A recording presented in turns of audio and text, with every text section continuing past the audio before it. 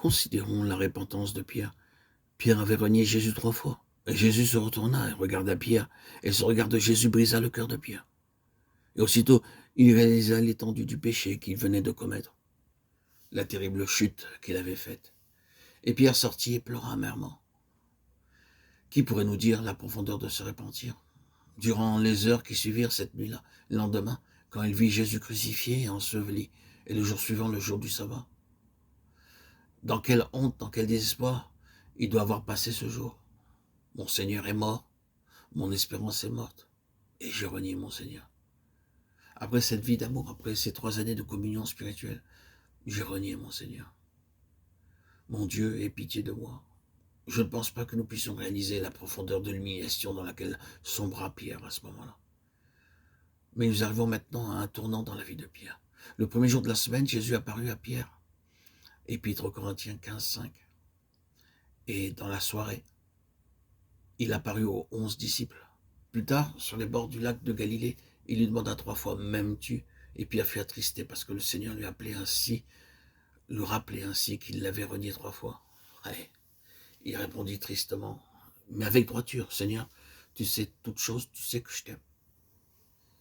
Pierre fut ainsi préparé à être délivré de son moi, de son ego. Christ le conduisit avec les autres disciples jusqu'au marchepied du trône. Et il lui dit d'attendre là. Puis le jour de la Pentecôte, le Saint-Esprit descendit et Pierre fut transformé. Il ne faut pas que vous pensiez seulement, je puis constater le changement qui s'est produit en lui, sa hardiesse, sa puissance, sa connaissance des Saintes Écritures et les résultats bénis de sa prédication le jour de la Pentecôte. Nous devons remercier Dieu pour tout cela, mais il se produisit dans le cœur de Pierre un changement plus profond, plus important que celui-là. La nature même de Pierre fut changée. Pour nous en rendre compte, lisons la première épître de Pierre. Vous savez en quoi consistait l'erreur de Pierre? Il avait déclaré à Christ qu'il ne pouvait souffrir et mourir. Cela ne t'arrivera pas, avait-il dit.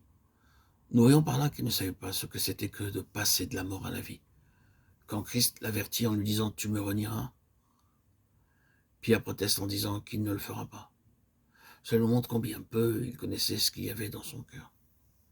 Mais quand nous lisons l'épître de Pierre, nous voyons qu'il déclare « Si vous êtes outragés pour le nom de Christ, vous êtes heureux parce que l'Esprit de gloire, l'Esprit de Dieu repose sur vous. » 1 Pierre 4, 1, 14. 4, 14. Ces paroles ne sont pas de l'ancien Pierre, elles sont inspirées par l'Esprit de Christ. Quand Pierre déclara ainsi donc, Christ ayant souffert dans la chair, vous aussi armez-vous de la même pensée. Nous comprenons quelle transformation Pierre a subie. Au lieu de renier Christ, il trouve de la joie à renoncer à lui-même, à mourir à lui-même. Et c'est ce que nous voyons dans le livre des Actes, quand, convoqué devant le Sanhédrin, il déclare hardiment il faut obéir à Dieu plutôt qu'aux hommes. Acte 5, 29. Et nous le voyons, ainsi que les autres apôtres se retiraient joyeux d'avoir été jugés dignes de subir des outrages pour le nom de Christ. Considérons le changement profond qui s'est produit dans le cœur de l'apôtre Pierre, ce Pierre qui vivait pour lui-même, qui se confiait en lui-même, qui cherchait sa propre gloire. Cette transformation, c'est l'œuvre de Christ en lui par le Saint-Esprit. Cette histoire de Pierre doit être celle de chaque enfant de Dieu. Cette histoire nous montre ce que le Saint-Esprit peut faire en chacun de nous. Il ne suffit pas de prier pour l'œuvre de Dieu, de prier pour une effusion du Saint-Esprit. Pour que l'œuvre de Dieu puisse prospérer, il faut que chacun de nous individuellement reçoive la bénédiction divine.